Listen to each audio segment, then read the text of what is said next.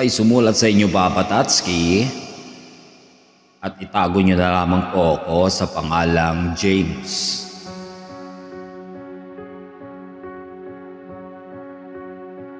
So yun na nga, Papa Tatsuki, gusto ko pong simulan na ang aking kwento na kung saan ay kumukuha ako ng kursong edukasyon. Noong first year college ako, Papa Tatsuki, may nakilala akong isang babae at ang babaeng ito ay kinuha ang aking numero ng aking cellphone. Sa hindi inaasahan, Papa Tatsuki, nagkagandahang loob kami. At ang babaeng ito ay itago na lang natin sa pangalang Rebecca. Lumipas ang panahon, Papa Tatsuki, at marami pang pagsubok na aming pinagdaanan. Gayunpaman, amin itong nalampasan. Nang matapos na kami, Papa Tatsuki, ng first year, tuloy-tuloy pa rin ang aming pag-aaral. At nung pumasok na kami sa second year, doon na nangyari ang hindi inaasahan. Kami ay nag-inuman, Papa Tatsuki, at nawala sa katinuan.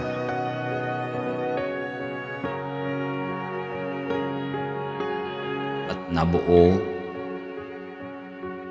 ang aming panganay.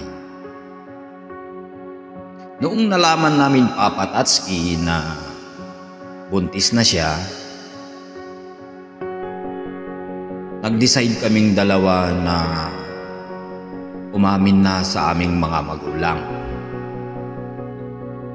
At sa part na yun, Papa Tatsuki, ako po ay ulila na sa ama. Lakas loob akong pumunta sa kanila na mag-isa at kinausap ang kanyang lola. Sunod naman na aking kinausap ang kanyang mga magulang. At ang sabi ko, huwag po kayong mag-alala. Kahit kami po ay nakagawa ng hindi kanais-nais, hindi ko po tatakbuhan ang inyong anak. Akin po papanagutan at aming pagtulungan na buhayin ang aming magiging anak.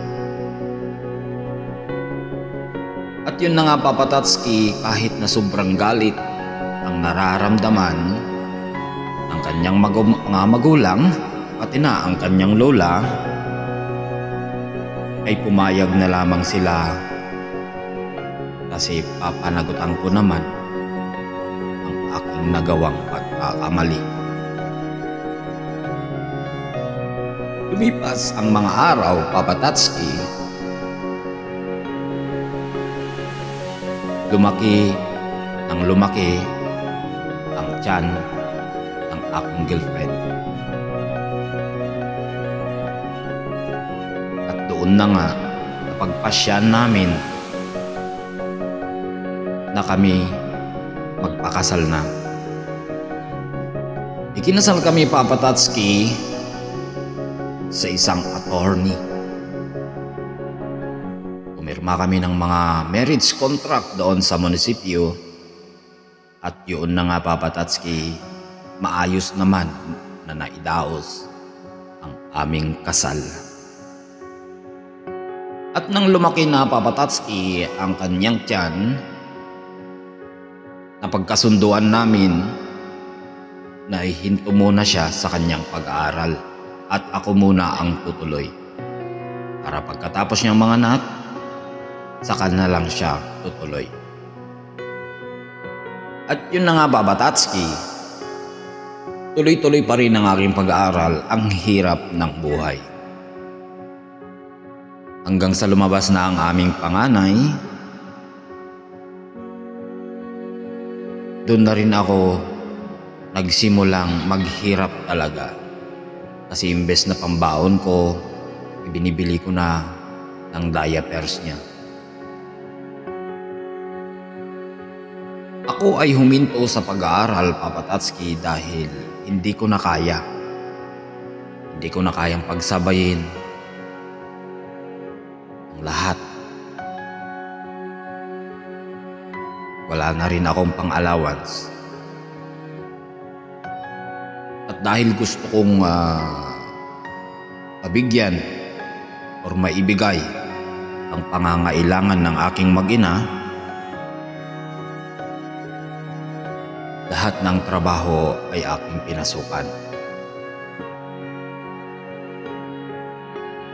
Isang construction worker, isang helper, isang bagger, driver, pahinante. Lahat yan, Papa Tatsuki, ay aking pinasok para lang araw-araw may iuwi akong pagkain para sa aking mag-ina. Dumaan ang ilang araw, dumaan ang ilang buwan, lumipas ang 4 na taon sa hindi inaasahan na sundan ang aming panganay.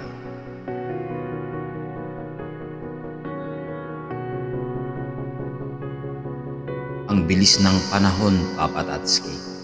Lumabas na ang aming bunso. Ganun pa rin ang senaryo. Trabaho araw-araw para maibigay lahat ng pangangailangan nila kahit na tipid-tipid lang. Dahil sa kagustuhan ng aking asawa, Papa Tatsuki, na ako'y matulungan, nag-decide siyang mag-abroad.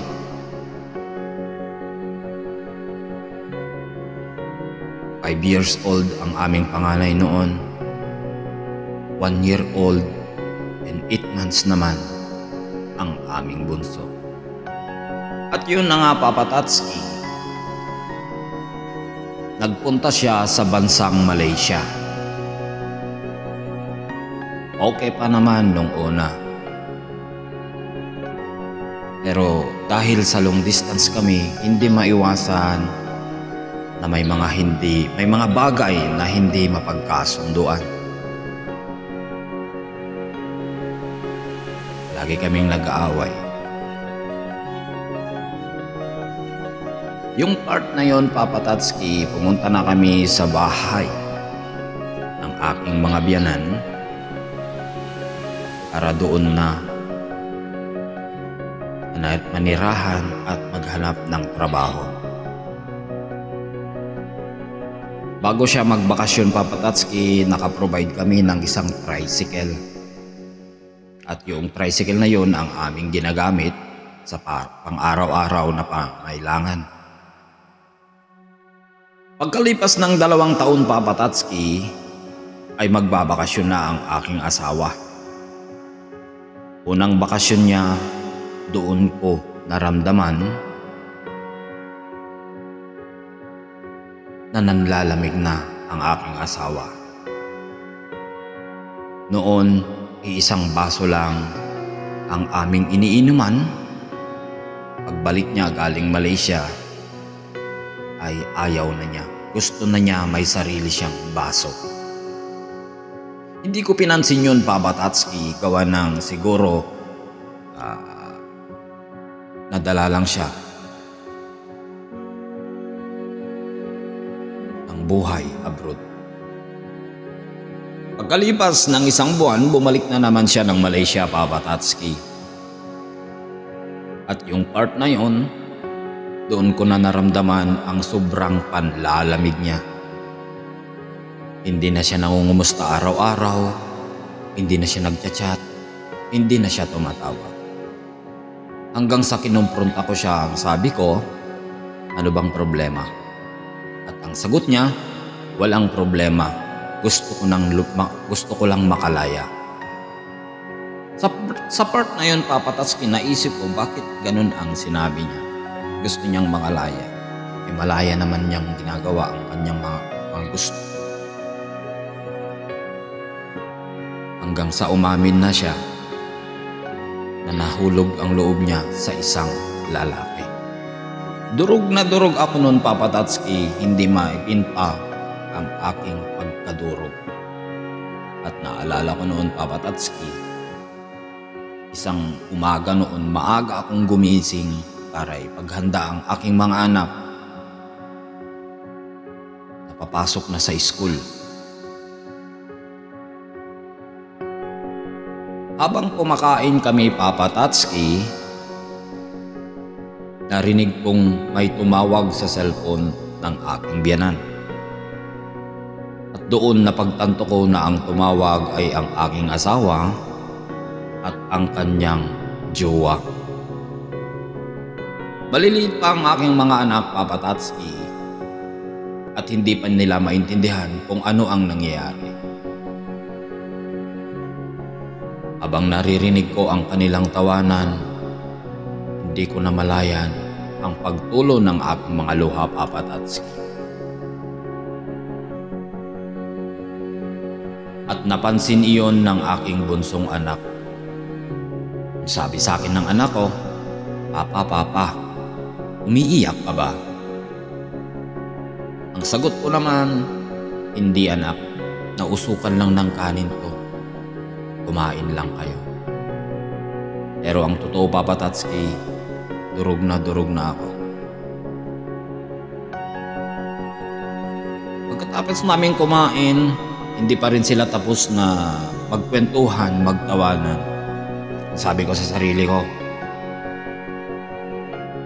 hindi na ako uuwi ng buhay.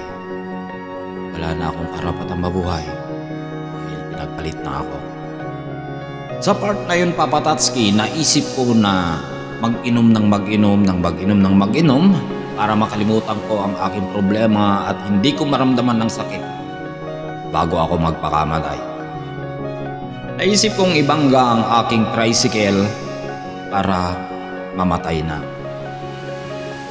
Noong lasing na ako, Papa Tatsuki, tumawag ang aking anak. Ang sabi niya, Papa, umuwi ka na, bumili ka ng gamot mo at ako'y inaapoy ng lagnat.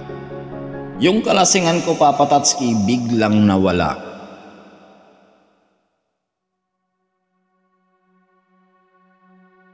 At nagmamadali akong pumunta sa parmasya para bumili ng gamot. Agad-agad akong umuwi, Papa Tatsuki. At doon nakita ko yung aking anak na inaapoy ng lagnat. So yung first attempt na yun, Papa Tatsuki, hindi natuloy ang aking maitim na balak, ang pagpapakamatay. Hanggang sa pagkalipas ng isang buwan, ganun na naman ang senaryo. Maaga akong gumising, ipinaghanda ang aking mga anak, pero ang araw na yon ay Sabado. Walang pasok ang mga bata. Medyo late noon na gumising ang aking mga anak, Papa Tatsuki, dahil nga walang pasok. Nung may handa ko na ang kanilang mga almusal, tinawag ko na sila.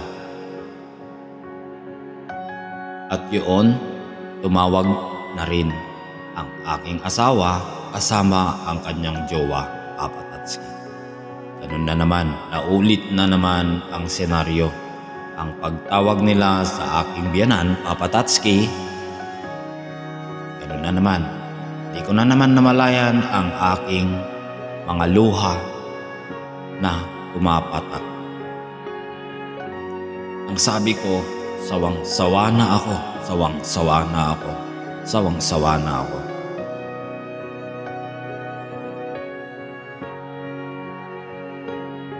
Sabi ko sa sarili ko, itutuloy ko na ang pagpapakamatay. Pangalan ko na lang ang uuwi.